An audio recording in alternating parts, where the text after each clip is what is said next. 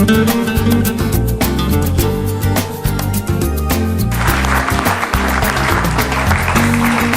next speaker who I will bring to you, again, is no stranger to you.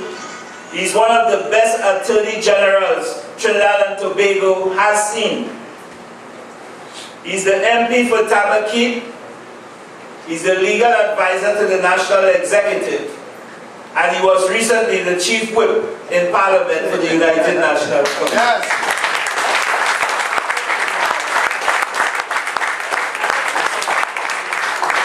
And I tell you, he's still respected, feared and seen as the Chief Whip as the United Nations.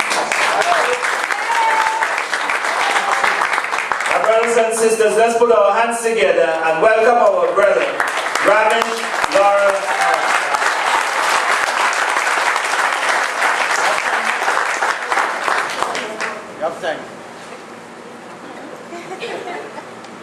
Thank you very much, Mr. Chairman, my colleagues on the platform, and those distinguished persons also who have spoken and who are on the platform, my brothers and sisters of ARIMA, and those who are listening on the electronic media, and those brothers and sisters who are outside of the area and who are present here tonight.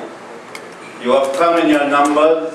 The hall is overflowing, and I know that you are here because of the important, critical moment in the history of Trinidad and Tobago. As we meet at this time, the country is having one of the most expensive projects for a conference called the Summit of the Americas.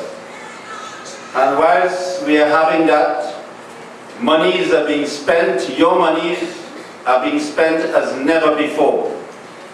A lady who protested yesterday, she said that never before in the history of Trinidad and Tobago, such sums of monies have been spent in any project to alleviate the sufferings of women, to alleviate the sufferings of people, to deal with the social injustices in the country.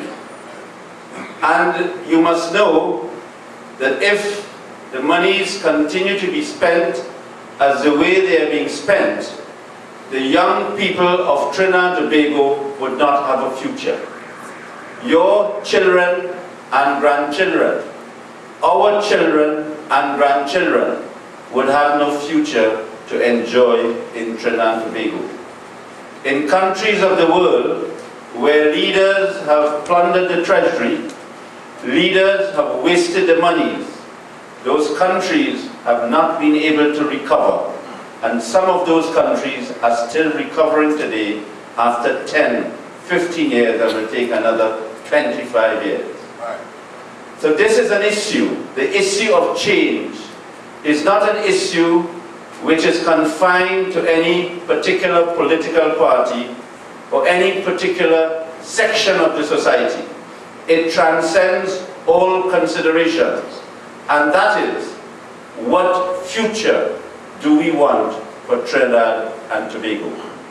If we want a future to have the present government in office, and we want to have a future that the Prime Minister and his cabinet can do what they want, that the people have no say, and their only say could be in 5 years, and in 5 years you would have no strong opposition to remove the government, then you can keep it as it is, but you will have to face the consequences. And this is a time for people to understand that it is not a time for people to have emotions about individuals, leaders of political parties. It is a time for people. It is a time for people to make a decision that if you do not stand up now, it will be too late. Whenever we are having change, there will be people who will be hurt.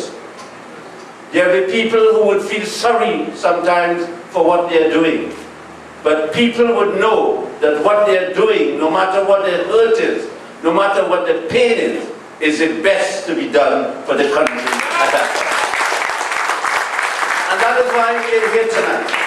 That is why Jack, Gypsy, and our brothers and sisters on this platform are here tonight. We are here tonight because we feel that we have a duty to do what we are doing. We are not battling against any individual. This is not a battle for Ramesh, or against Pandey, for Jack, or against anyone in the UNC. This is a battle for principles. This is a battle for the future, not only of members of the UNC, but for the people of Trinidad and Tobago. I didn't come here tonight to talk about the past, to tell you all the battles we have fought, and all the principles we have stood up for, and probably what we have done and what we have not done. I am not too concerned with that. What I am concerned with is where do we go from here? We cannot change the past, but we can change the future. And that is why we are here, my brothers and sisters. As you pass along the road, you see they're planting grass where they have gravel. The grass cannot even grow for the weekend, but money being spent, racket with grass growing. Fishermen cannot go and fish for the next 3 or 4 days. They have been ordered not to fish, all because Manning is having a summit. They're painting bridge, road, pavement, everything they painted. They may even paint a dog too just now. Don't be done. And every right in Trinidad and Tobago has been suspended. The Constitution is virtually suspended by Manning, blocking people from going to their home, to their businesses. As a matter of fact, they're even arresting people who come to Trinidad and Tobago on the ground that they are protesters.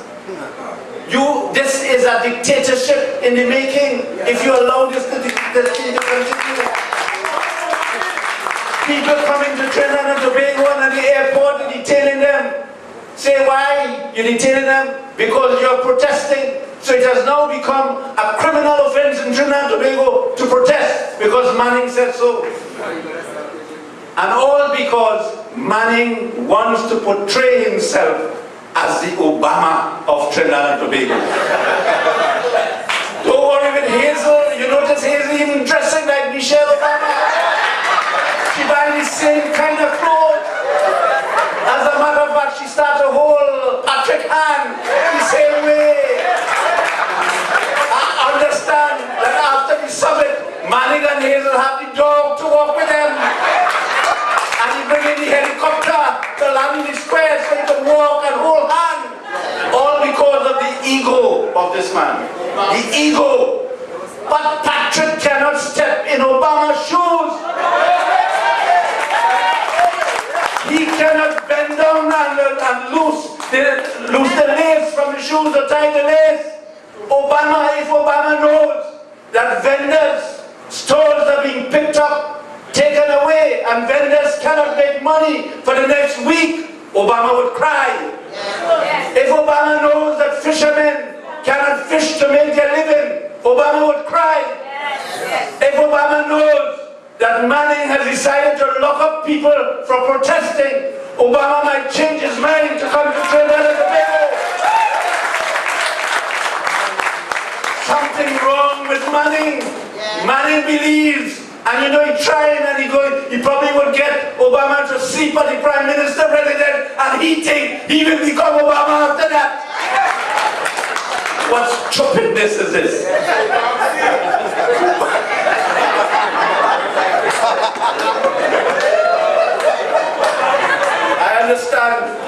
As I understand today, somebody from close to the Prime Minister residence who is involved in going with Manning. The person goes with Manning every morning to go in the gym. And you know what he said? He said Manning having a consultant to teach Manning to speak like Obama too. So watch out after the summit.